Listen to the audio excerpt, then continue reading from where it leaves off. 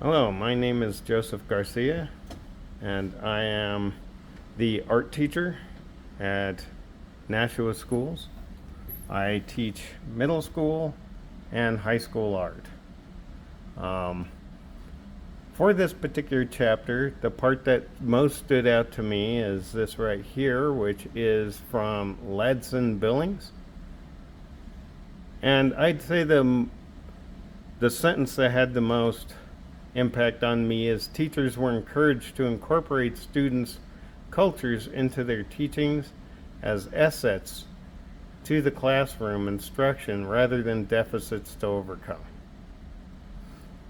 Also, his concluded 3 major domains of the successful teacher's work: academic success, or the intellect students gain as a result of classroom instruction and learning; cultural competence, or the ability to help students appreciate and celebrate their cultures of origin while gaining knowledge of a fluency in at least one other culture; and socio-political consciousness, or the ability to take learning beyond the confines of the classroom using school knowledge and skills to identify, analyze, and solve real-world problems.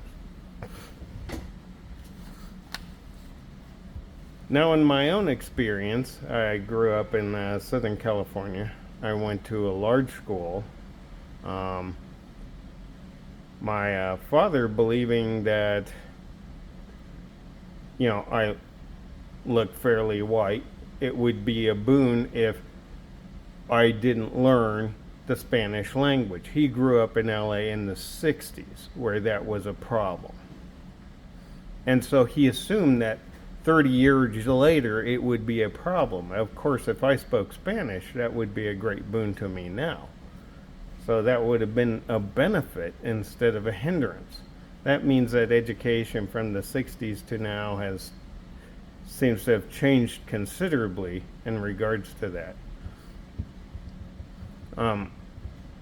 Most of my students here, I have rural farm and ranching community students, and we're right on the border of the Fort Peck Indian Reservation and Valley County.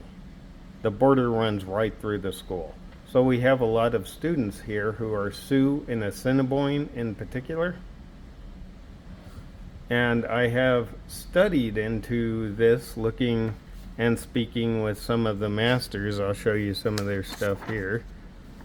So let's see, this is Donald Montello, and this is the type of work that I have been teaching the students on ledger art.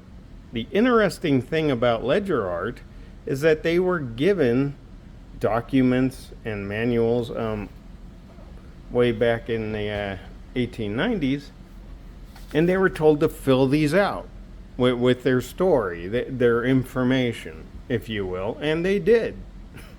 Of course, they were taken as pictures. These became a sensation, and people in the East wanted to buy these ledger pictures.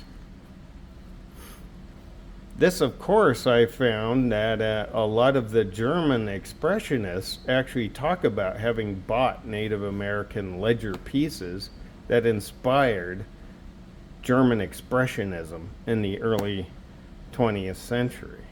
So there's that influence there. Not to mention that ledger art has continued to this day. This is the work of George Levi. Now, I've been showing some of the ledger art masters. You can see here he has vehicles instead of horses. They're printed in the same way. The great thing about this type of art is it's practically a color language. Wherever the color is set, whether in the background or the foreground or the object or on a feather, actually means something, and almost has sentence structure and syntax, which is the most important part of the ledger art. Now, of course, I have been teaching that with them, going over the meanings. some of these handouts, I go over face types, what the meanings are for each color in the face. You can mix face types, certain colors, in order to emphasize a person's behavior or meanings on certain objects that are on people or horses or cars. And, of course, background colors that emphasize what season it is, what time of day, certain features like that. Now, most of the research came from various books, like one of the last elders of the Assiniboine wrote Land of Nakota, which I used in making that. There's, of course, the Ledger book of Thomas Blue Eagle, which was a great boon. Time Life books, The Way of the Warrior. I believe this is Paul Goebel, Buffalo Woman. And, of course, one of my favorites is, of course, S.D. Nelson. I actually worked with and talked with Nelson when I worked at the museum, and we actually did various displays of his work, and he's the one who taught me the Lakota and Nakota color language. So